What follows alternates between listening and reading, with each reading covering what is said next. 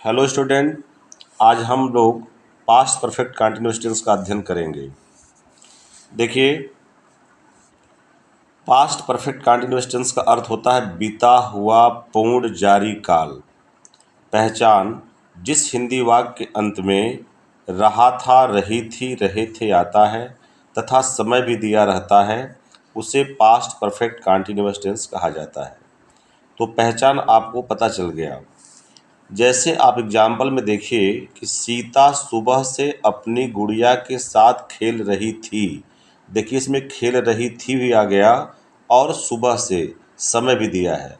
अर्थात जिस वाक्य में समय भी दिया हो और वाक्य के अंत में रहा था, रही थी, रहे थे आता हो उसे हम लोग पास्ट परफेक्ट कंटीन्यूअस टेंस कहते हैं। मीरा 2 दिन से स्कूल नहीं जा रही थी। यहाँ देखिए, समय दिया है 2 दिन से और जा रही थी, दोनों आपको पहचान मालूम हो गया। इसकी हेल्पिंग वर्ब माने सहायक क्रिया सिर्फ हैड बीन होती है। आप जानते हैं कि पास्ट परफेक्ट टेंस की सहायक क्रिया केवल हैड होती है और पास्ट परफेक्ट कंटीन्यूअस टेंस की सहायक क्रिया केवल हैड बीन होती है। यह प्रत्येक कर्ता के साथ प्रयोग की जाती है।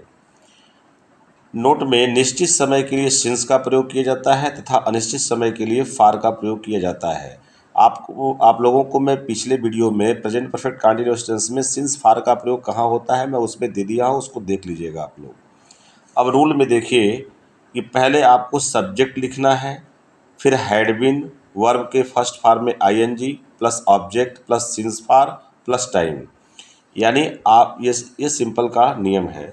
तो पहले सब्जेक्ट, उसके बाद हैड बीन, फिर वर्ब के फर्स्ट फॉर्म में आईएनजी, ऑब्जेक्ट, सिंस, फार, उसके बाद टाइम का प्रयोग होगा। ये आपका सिंपल का रूल हो गया।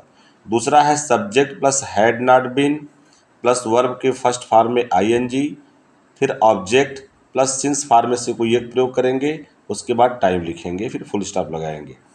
यदि कोई वाक्य क्या से प्रारंभ होता है तो हैड का प्रयोग पहले करेंगे, फिर सब्जेक्ट लिखेंगे, फिर बिन प्लस वर्ब का first form plus ING, object, उसके बाद सिंस, फार, उसके बाद टाइम। अगर बीच में क्वेश्चन वर्ड आया है तो क्वेश्चन वर्ड पहले लिखेंगे, उसके बाद सब्जेक्ट है, सब्जेक्ट से पहले हैड का प्रयोग करेंगे। यानी वाक्य में क्यों, कैसे, कहाँ, कब शब्द अगर आया है तो सबसे पहले उसकी अंग्रेजी लिखेंगे, उसके बाद हैड का प्रयोग करेंगे, फिर सब्जेक्ट लिखेंगे, फिर बिन का प्रयोग करेंगे प्लस वर्ब के फर्स्ट फॉर्म में ING plus object plus since for plus time. यदि किसी वाक्य में कौन शब्द आया है तो पहले हु का प्रयोग होगा, फिर हैड बीन प्लस वर्ब के फर्स्ट फॉर्म में ING plus object plus since for plus time plus question mark. इसी तरह से अगर किसी वाक्य में कितना, कितनी, कौन सा अगर आया है तो हाउ मच, हाउ मेनी, विच के साथ ऑब्जेक्ट लगा ही रहता है। उसके बाद हैड लिखते हैं, फिर सब्जेक्ट लिखेंगे, फिर बिन प्लस वर्ब के फर्स्ट फॉर्म में ING plus since for plus time plus question mark. अब आप इसको एग्जाम्पल से समझ सकते हैं। देखिए, वह सुबह से पढ़ रहा था। वह सुबह से पढ़ रहा था, तो इसमें समय भी दिया है, रहा था भी आ गया है। तो he had been reading since morning. He had been reading since morning. बच्चे 2 बजे से नहीं पढ़ रहे थे, से होगा 2 बजे से नहीं पढ़ रहे थे।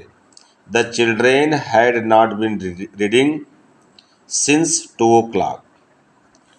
क्या वह 2 घंटे से पढ़ रहा था? क्या शब्द पहले आया तो हैड पहले लिखेंगे। Had he been reading for 2 hours। उसे प्रातः से कौन पढ़ा रहा था? अब देखिए, इसमें कौन शब्द अगर आ गया है तो ये स्वयं सब्जेक्ट का काम करता है। तो who had been teaching him, यहाँ हिम जो है ऑब्जेक्ट है। Who had been teaching him since morning. तो गाइज, आप पूरे नियम को देखें और इस नियम के आधार पर सेंटेंस को बनाने का प्रयास करें। एक एक करके मैं टेंस को दे रहा हूँ बहुत इजी तरीके से। और जगह आप देखेंगे बहुत लंबा चौड़ा लोग आपको बताने का प्रयास करते हैं, लेकिन मैं थोड़े में ही आपको पूरा डाटा दे रहा हूँ। प्रत्येक रूल को देखिए, इसके हिसाब से बनाने का और सीखने का प्रयास कीजिए। यदि ये वीडियो आप पसंद करते हैं तो लाइक कीजिए, सब्सक्राइब कीजिए। थैंक्स। ओके।